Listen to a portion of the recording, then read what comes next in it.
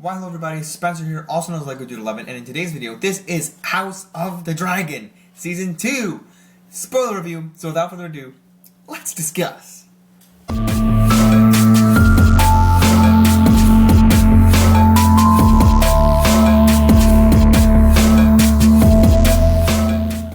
Alright guys, so this is going to be spoiling Season 2 of House of the Dragon, and if you don't know, this is a Game of Thrones spin-off prequel series, whatever you put prequel, whatever you put prequel, and this is Season 2. Season 1 came out a couple years ago, back in 2022?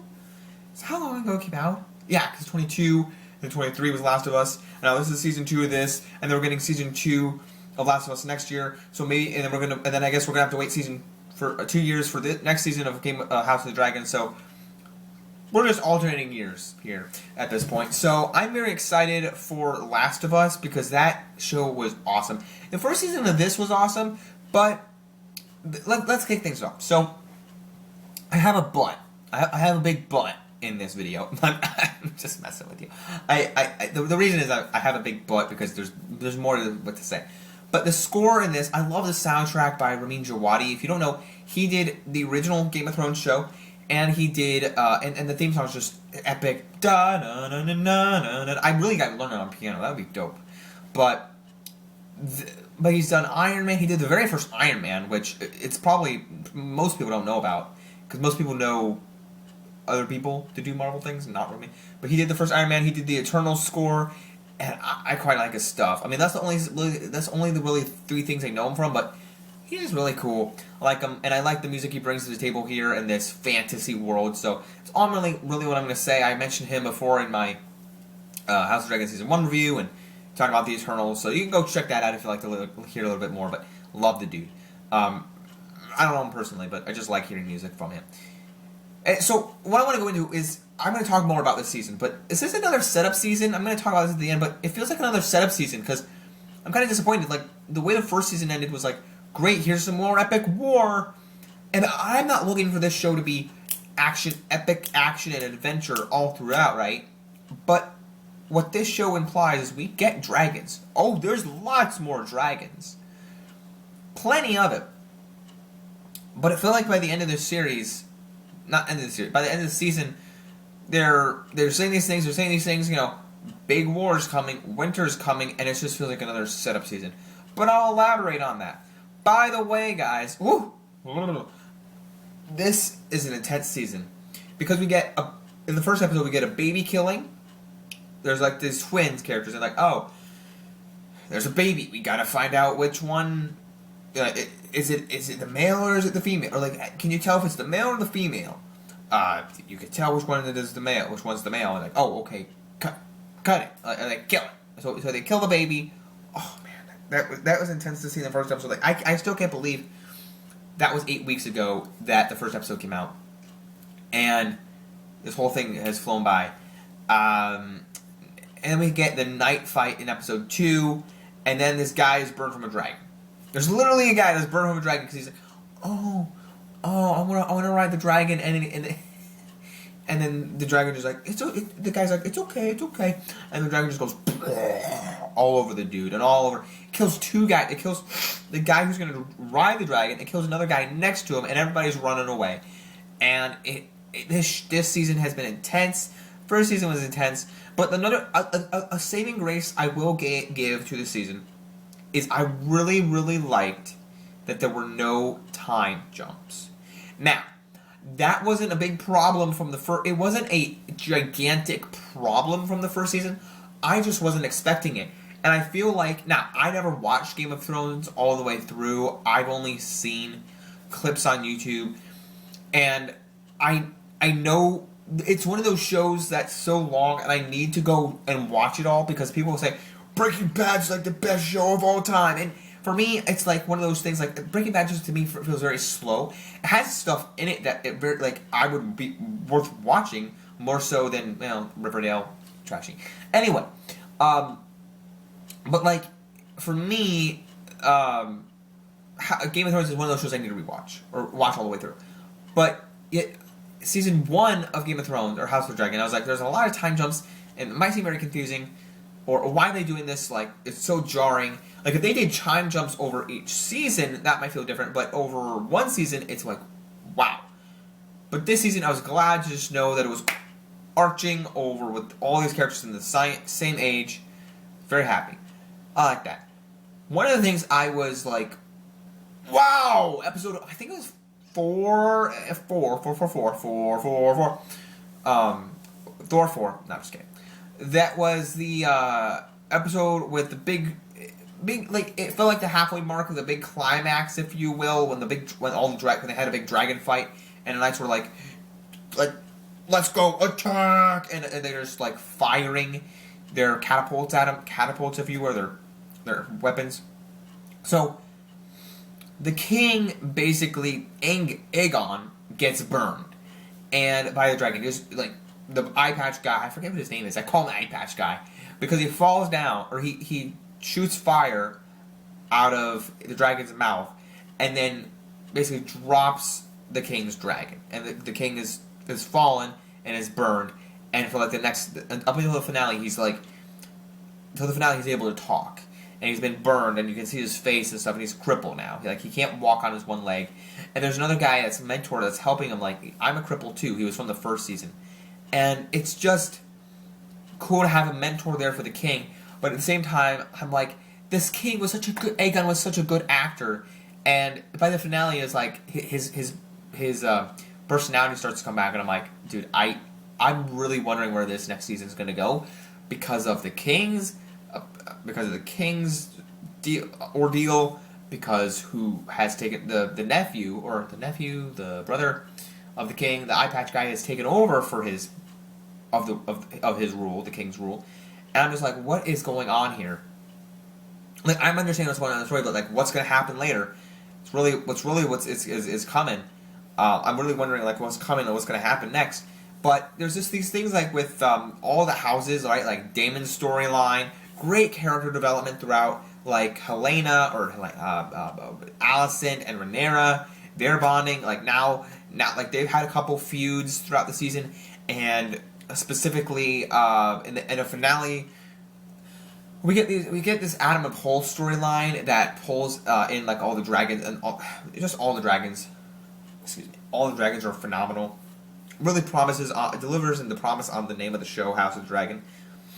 But a couple things. One is, like I said, Alicent and Rhaenyra have a little feud, and in the finale, we get Rhaenyra gets her army from Daemon at his place, and Daemon has had this storyline where he's met this woman, and this castle has been affecting his mind.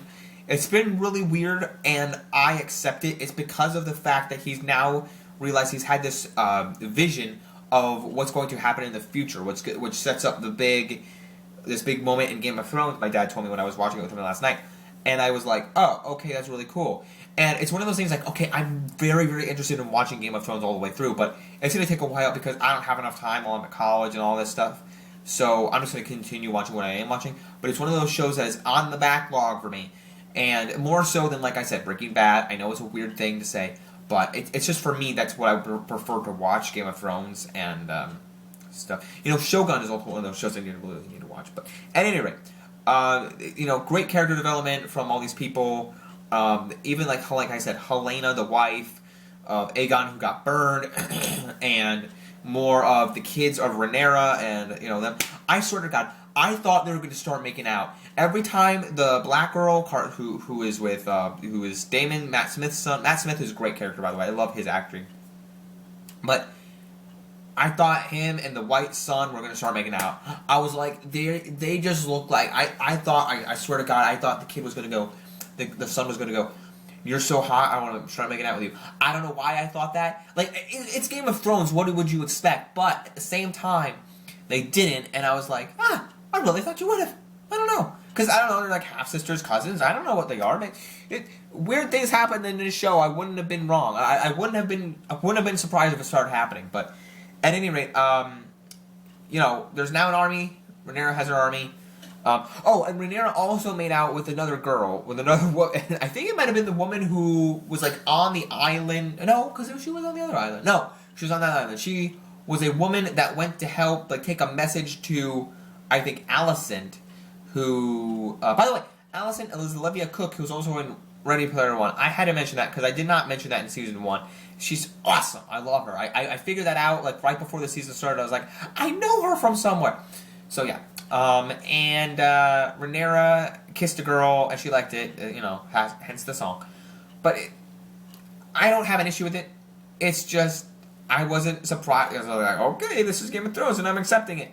So things like that, also, like I said, Daemon was being affected by this castle. He sees the king, the old king that died from last season. He sees Rhaenyra, who's the younger version of Millie Alcock. Love that actress. She's kind of cute. But don't put that on the internet. Put that on the internet, but don't quote that.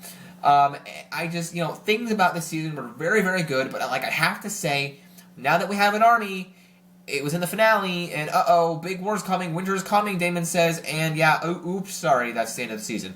A lot of this stuff was great. There was a lot of stuff that was great. I mean, it's a show that's drawn out. Don't get me wrong, I loved watching all of it. It's for me. I really want to watch Game of Thrones. I'm sure there's long episodes. There's long episodes of The Last of Us, but this is a show that as well as Last of Us, I could talk about for hours just because there's a lot of subject matter.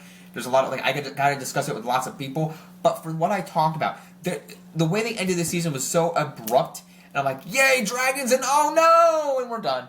It was like there was epic dragons, and we get this night guy, Lord Tyland. He's having a fight with this woman. I was a bit confused with the storyline meant. I think it's supposed to tie in the next season, and at the same time, I'm going. The episode before this, the penultimate episode, there was a huge sequence with dragon burning, and it was awesome. It was awesome. Like I said, it was just intense. But episode 4 was great, the penultimate episode was great, the finale was great until we realized, hey, there's no big battle and resolution. So it's a bit underwhelming, and because we know, from the first season when I watched it 2 years ago, I still can't believe that was 2 years ago. I mean, next year we're getting Last of Us, I'm so excited. But anyway, it was where, Eye Patch Guy had his dragon, killed the guy, and then killed the one son, and then Rhaenyra turned around and was like, Smolder. No, she didn't do that. But it was she just turned around and was like, oh, evil. And I was like, great. Greg, great setup, big payoff, big conclusion, to be continued, right? It's what we get here in this season. And I just feel like, oops, sorry to tease you again. We're going to do it again. And I know they're not going to do that third time. But it feels like you're leaving us high and dry twice. Gotta wait 2 years? Weren't we gonna have a big battle? I don't know. I was getting ready for the big setup. Boom! Finale! A big epic finale in this one. No, we don't get that. So I don't know. Everything was great this season. Don't get me wrong. I'm not saying this is a bad season. But as I've seen it twice now before I recorded this video, people are saying, is this the worst season finale of all time? Because you build. If this was season 1, I wouldn't be criticizing it that much. But it's season 2 now, and we should have had our... it's like in Harry Potter. Okay? Weird connection, but I'm going to go with it. It's like we have these 7 movies. Is that what it is? It's 8 books, 7 movies? Or 7 books and 8 movies? 7 books and 8 movies, and, we have these chapters, book 1 is a chapter, book 2 is a chapter, book 3 is a chapter. And then the last one, it's split up between 2 movies. The last book is split up between 2 movies. So it's like Game of Thrones, or House of the Dragon, season 1, it could be Sorcerer's Stone. Season 2, but it's we don't have this finale, ending resolution, big battle, and then okay, let's see what happens in season 3. Or it's like a to be continued, let's have a fight, and then to be continued. Nothing.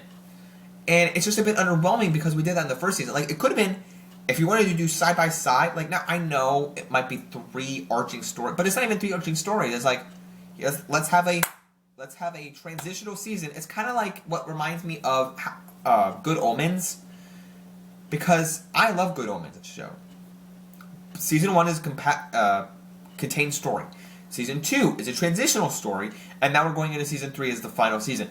But there's not a bit of contained season yet. Season 1 is going into season 2. Season 2 is nothing going into season 3. Thanks, guys. I'm not complaining. Like I said, I'm not complaining. it's been great. But if I go, I'm going to rewatch anything from this, it's going to be specific moments from the episode. I'm not going to rewatch the entire season again because I don't feel like there's a point to. I just can't wait to see the finale. The resolution of where this is going. Winter's coming at some point. Big battle's coming at some point. But yeah, that's how I feel. Let me know how you felt down in the comment section below. I will give this season an 8 out of 10. It's great. It's great. I have no idea what I ranked the first season, what I rated the first season. Probably a 9 out of 10. I feel like a 9 out of 10 would have been suffice for the first season. Like I said, no time jumps. It was great. Yeah, I don't know. It's intense. But it's not like the intense moments made the show better. It's not like because of no time jumps it made the show better. It's just meh. I'm not calling it meh. I'm calling it it's there. I was enjoying every moment of it.